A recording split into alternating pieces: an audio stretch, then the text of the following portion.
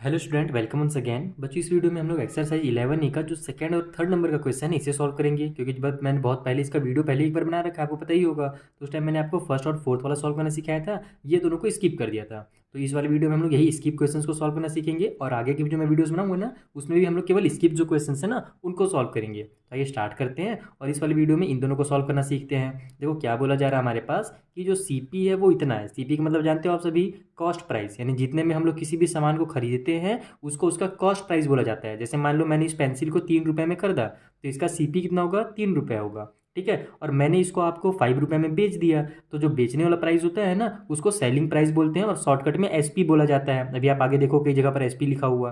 तो यहाँ पर हमको क्या करना है, एसपी ही फाइंड करना है। यानी कि अगर ये पेंसिल का जो एसपी 5 रुपये मैंने आपको बताया ना, वही चीज़ यहाँ पर हमें फाइंड करना है। देखो क्या हुआ कि एक इंसान ने किसी भी सामान को मान लो खरीदा कितने में, 9600 रुपये में खरीदा, क्योंकि सीपी है यहाँ पर इतना, इसका मतलब इतना रुपए में उन्होंने खरीदा था। और फिर गेन हुआ, गेन का मतलब होता है फ़ायदा, यानी जब वो उसको बेचते हैं उस सामान को तो उनको इतना परसेंट का फ़ायदा होता है, 16 और 2/3% का। तो आपको ये बताना है कि उन्होंने कितने रुपए में बेचा है, यानी उसका जो सेलिंग प्राइस है उस सामान का वो कितना है। तो इसको कैसे सॉल्व करना है वो मैं आपको कॉपी में समझा देता हूँ।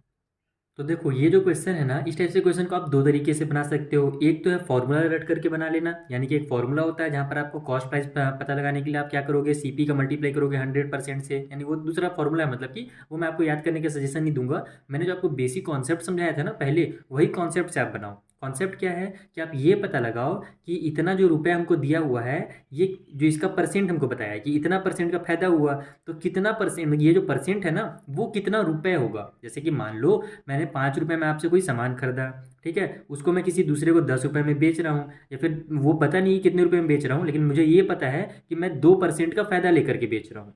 ठीक है, तो मुझे क्या करना पड़ेगा कि 5 रुपये का 2% निकालूंगा, मान लो वो 1 रुपये निकल गया, तो फिर मैं क्या करूंगा कि उसमें 5 में 1 प्लस कर दूंगा, तो मुझे पता चल जाएगा कि मैंने सामान को 6 रुपये में बेचा है। तो सेम वही काम हम यहाँ पर करेंगे। ये जो हमें गेन दिया हुआ है ना, हम ये पता लगाएंगे कि एक्चुअल में कितना रुपए का फायदा हुआ है, कितना रुपए का फायदा। ये देखो परसेंट में है, इसको भी हम लोग रुपए में निकालेंगे। तो आपको निकालने का तरीका क्या है, पहले तो इसको क्या करो, आप मिक्स फ्रैक्शन में है ना, तो इसको आप इम्प्रॉपर में कन्वर्ट कर दो। इम्प्रॉपर में कन्वर्ट करने का सिंपल सा तरीका है, इसका इससे मल्टीप्लाई और ऊपर वाले नंबर को ऐड करना।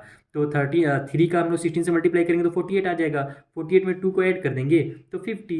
तो ये बन गया हमारा 50/3%, यानी कि हमको इसका 50/3% निकालना है। तो इसको आप ऐसे लिखो कि 50/3% ऑफ 9600 रुपी। ठीक है, इक्वल करके लगा लो। अब यहाँ पर इसको सॉल्व करने का तरीका मैंने आपको पहले बताया है कि परसेंट है, परसेंट का मतलब होता है डिनोमिनेटर में 100।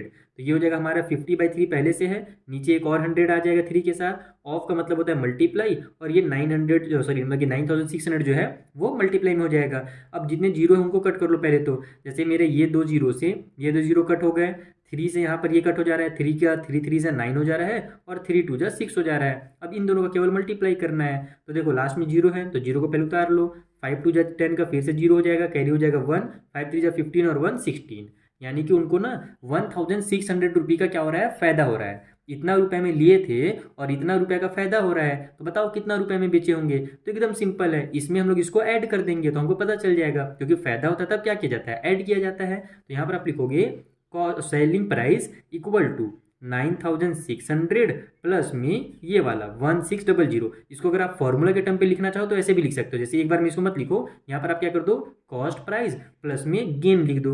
यानी कि हम लोग जो कॉस्ट प्राइस है, यानी जितना में खरीदे थे उसमें अगर हम लोग गेन को प्लस कर देंगे तो हमको सेलिंग प्राइस पता चल जाएगा। तो खरीदे कितना में थे, 9600 में, और गेन कितना किए यानी फायदा कितना किए, 1600 किए। दोनों को ऐड कर दो, डबल जीरो उतर जाएगा, 6 और 6 12 का 2 हो गया, कैरी हो गया 1, 9 और 10 और 1 11 हो जाएगा। यानी कि 11,200 रुपी जो है ना, वही उसका क्या है, सेलिंग प्राइस है। इतना रुपए में उसे बेचा गया है। तो इस तरीके से आपको सॉल्व करना था। मैंने बहुत धीरे से इसको आपको समझाया है, एकदम आराम आराम से समझाया है, इसलिए इतना बड़ा ये बना। नहीं तो आप इसको जब सॉल्व करना एक बार सीख जाओगे ना, जब प्रैक्टिस कर लोगे तो बहुत जल्दी ये सॉल्व होते हैं। केवल आपको नंबर को कट करना है और आसानी से आंसर आ जाएगा। चलिए जो इसका थर्ड नंबर का क्वेश्चन है, अब मैं आपको उसे सॉल्व करना सिखा देता हूँ।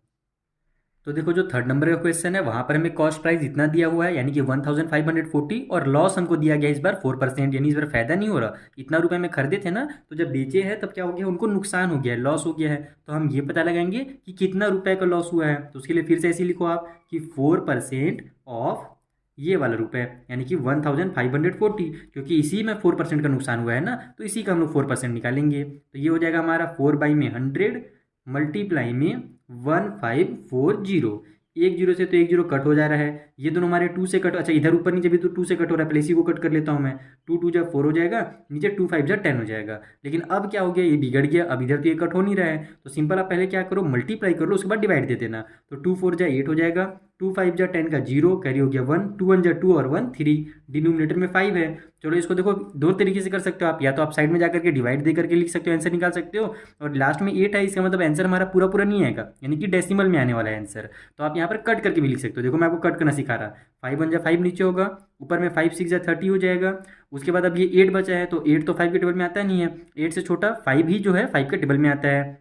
तो हम लोग ले लेंगे 5 1 जा 5 यहाँ पर, तो 8 में से 5 कट हुआ, बचा कितना, 3 बच गया। उसको आप अपने माइंड में ले लो कि यहाँ पर हमारे पास 3 बचा हुआ है। तो हम लोग क्या करते हैं, जब हमारे पास जो रिमाइंडर बच जाता है तो हम लोग क्या करते हैं, डेसिमल लगाते हैं और रिमाइंडर के आगे एक जीरो बढ़ा देते हैं। तो कट करने में भी वही करना है, बस वहाँ पर हम लोग लिखते जाते हैं, उतारते जाते हैं, यहाँ पर अपने माइंड में रखना है आपको। तो ये बन जाएगा 30, तो 5 6 जा हो जाएगा हमारा 30। यानी जब हम इसको सॉल्व करेंगे ना, डिवाइड आप करना साइड में ना, तो इतना ही आएगा। यानी कि उनको जो है 61 रुपये, और ये जो हमारा 6 आ रहा है ना, यानी कि 60 होता है। कभी भी जो रुपए के बाद अगर एक डिजिट लिखा हुआ है तो आप ये समझ जाना कि ये 6 पैसा नहीं है, ये 60 पैसा है। कि आप ध्यान देना, अगर आपने डेसिमल वाला चैप्टर अच्छे से पढ़ा होगा क्लास 6 में, जहाँ पर मैंने आपको बताया था, तो जो रुपए होता है उसमें टोटल कितने पैसे होते हैं, 100 पैसे होते हैं। इसीलिए अगर मान लो दिया हुआ रहेगा 12.05, तो इसका मतलब समझ जाना कि 5 पैसे हैं, 12 रुपया है और 5 पैसा है। लेकिन अगर वही लिखा हुआ है केवल 12.5, यानी जीरो नहीं लगा है पहले ना, तो समझ जाओ कि आगे एक जीरो छुपा हुआ है, और ये जो 5 है एक्चुअल में वो 50 पैसा है। उसी तरीके से यहाँ पर है, ये 61.6 है,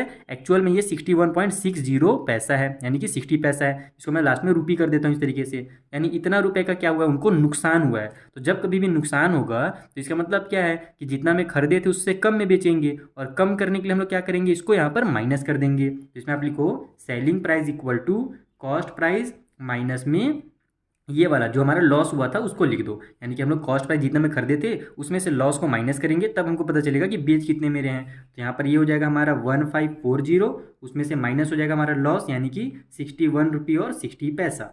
ठीक है, यहाँ पर लास्ट में लेकिन रुपये का ही साइन लगता है। अब इसको आप सॉल्व कर दो साइड में जाकर के, माइनस करना नहीं आता। देखो मैं इसको आपको डेसिमल वाला फिर जल्दी से बता देता हूँ माइनस कैसे किया जाता है। ये देखो 1540 है ना, और माइनस कितना करना है, 61.60 करना है। तो हमारे पास यहाँ पर तो पॉइंट है नहीं, तो सबसे पहले ध्यान दो कि नीचे हमारे पास डेसिमल के बाद 2 डिजिट है ना, तो यहाँ पर भी आप क्या करो, डेसिमल लगा करके 2 जीरो बढ़ा लो। उसके बाद फिर नीचे में डेसिमल लगाओ और डेसिमल के आगे वाला नंबर को उतारो, और फिर इधर जो है 1 के नीचे 1, यानी कि देखो ये जीरो है 1 के प्लेस में है, तो उसके नीचे ये 1 वाला नंबर, और ये फिर 10 वाला नंबर 10 के नीचे, ऐसे लिखा जाता है। अगर आप डायरेक्ट इसके नीचे में 0 और इसके नीचे 6 कर देते, फिर ये 1 को यहाँ पर और 6 को यहाँ पर करते ना, तो आंसर गलत आ जाएगा। तो ये सब बेसिक चीज़ें हैं, इसको आप जरूर सीख लेना। तो ये हमारा 0 हो जाएगा, यहाँ पर बोरो करने के बाद 10 में से 6 माइनस होगा तो 4 आएगा, यहाँ पर 9 बच जाता है, जानते हो ना बोरो करने, चलो वो भी जल्दी से सिखा देता हूँ मैं।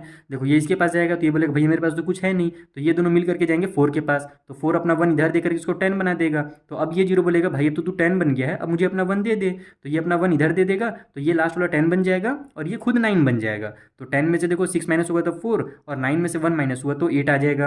अब यहाँ पर तो 3 बचा है, क्योंकि अपना ये 1 इधर दे दिया था, तो 3 में से 6 माइनस नहीं हो सकता, तो ये 5 से मांगिएगा, तो ये 5 इसको 1 अपना देगा, तो ये हमारा 13 बन जाएगा। और 13 में से 6 माइनस हुआ तो 7 आ गया। यहाँ पर अब 1 सॉरी मतलब कि 1 इधर देने के बाद 4 बचा है, तो 4 उतर जाएगा और ये 1 उतर जाएगा। तो इतना इसका आंसर हो जाएगा, यानी कि जो हमारा सेलिंग प्राइस है वो कितना है, कितना रुपये हो गया हमारा, तो 1478.40, ये हो जाएगा इसका फाइनल आंसर। इस तरीके से आपको इनको सॉल्व करना था। आई होप आपको एकदम अच्छे से समझ में आ गया होगा। अगर अभी भी कुछ डाउट है तो आप मुझसे एकदम बिना डरे कमेंट बॉक्स में जरूर पूछ लेना। चलिए मिलते हैं नेक्स्ट वाली वीडियो में, तब तक के लिए थैंक यू फॉर वॉचिंग।